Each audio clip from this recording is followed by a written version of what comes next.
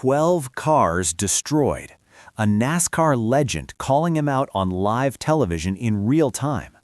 Two former Cup Series champions watching the same replay and both saying the same word: intentional.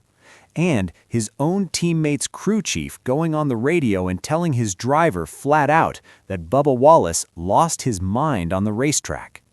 That is the story of Bubba Wallace at Martinsville Speedway on March 29, 2026.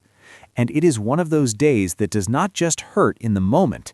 It is the kind of day that follows a driver for weeks, in the standings, in the garage, and in every conversation about whether the wheels are coming off for one of the hottest starts to a season we have seen in years. Today, we are breaking down every piece of what happened at the Cookout 400. The context that built to the moment, what the replays showed, the broadcast reaction, Kyle Petty's take on the teammate pressure building inside 23XI Racing, and what all of this means for Wallace's 2026 championship picture. Subscribe to NASCAR Report right now if you are a real NASCAR fan who follows this sport every single week. Now let us go. To understand lap 325, you have to understand what happened before it, because this was not a calm driver making a calculated mistake. This was a frustrated driver who had been having a difficult day and finally hit a breaking point. Wallace came into Martinsville sitting third in the championship standings, 4 top 10s in his first 5 races, one of the most consistent performers in the entire field. All he needed to do was bring the car home clean and protect that position. But Martinsville was not working. His team could not get the car right. He started 15th and never found the rhythm the track demands. He was running around 17th when the final stage started. Not terrible, but nowhere near where a driver sitting third in points should be. And then, 2 laps before everything fell apart, Carson Hocevar pushed Wallace 3 wide into turn 1. At Martinsville, going 3 wide is not just aggressive, it's a statement. This is a half-mile paperclip where cars run inches apart, and there is no room for anything to go wrong. Wallace was already frustrated. Hocevar forcing him 3 wide with nowhere to go just added more fuel to a fire that was already burning. On the very next restart, Wallace lined up directly behind Hocevar's number 77 Chevrolet into turn 3. He didn't give him a little tap. He drove hard into the back of Hocevar's car, a full aggressive shove. The first hit did not spin Hocevar. The number 77 wiggled but held on. That should have been the end of it. Message sent, back off, move on. But Wallace came again. He misjudged the corner and hit him a second time. This time, the number 77 snapped completely sideways and slid across the entire racing surface, blocking the track with cars stacked up behind them and 0 time to react. The crash just kept collecting cars. At Martinsville, when the track gets blocked, the drivers behind have no chance. Car after car got swallowed into the pile. By the time the dust settled, 12 cars were involved. 12. Nearly a quarter of the field destroyed in one incident on lap 325. Chris Buescher collected, Zane Smith taken out. Eric Jones had his day ruined. 12 drivers went home with nothing because of what happened between Wallace and Hocevar. Wallace's car had terminal damage. Race over. He finished 36th. The on-track result was bad. The points damage made it catastrophic. Wallace dropped from 3rd in the championship standings all the way down to 11th in a single afternoon. 8 positions, gone.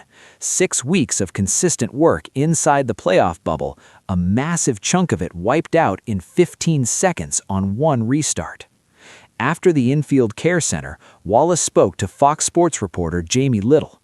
He said he misjudged it, that he didn't mean to turn Hocevar, that it was a frustrating day and he hated it for the team. He also said his team can win Saturday in practice and just not show up on Sunday. That one line told you everything about the emotional state of a driver who had been one of the sport's best performers and just threw a significant amount of it away. The criticism didn't just come from social media. It came from inside the Fox Sports booth in real time while the wreck was still being cleaned up. Mike Joy flagged it immediately, suggesting before the replay even aired that something suspicious had happened. Clint Bowyer backed him up right away, saying Joy had been all over it from the moment of contact. And then Kevin Harvick, Hall of Famer, former champion, one of the most credible voices in this sport, watched the replay and said what he saw.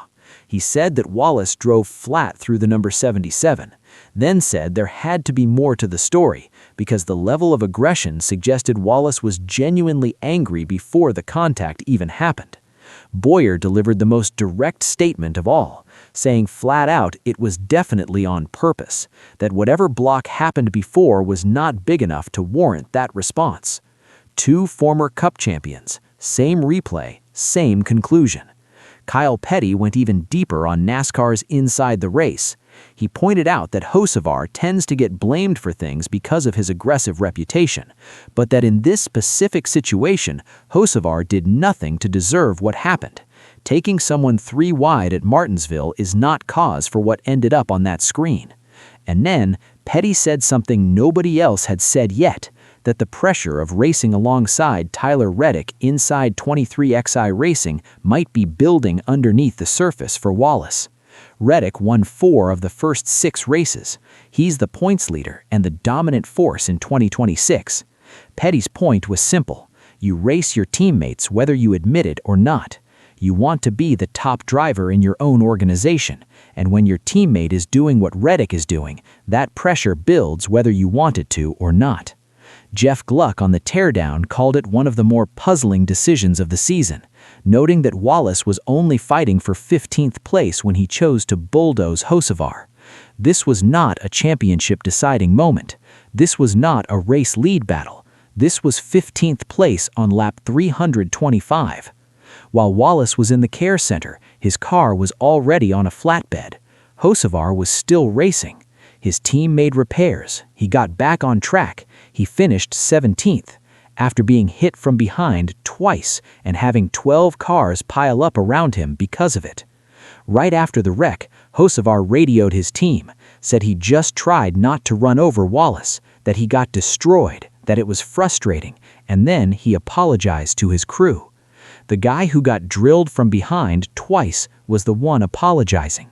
His crew chief told him exactly what he saw, that Hocevar caught Wallace sleeping, left it open, and Wallace just ran over him.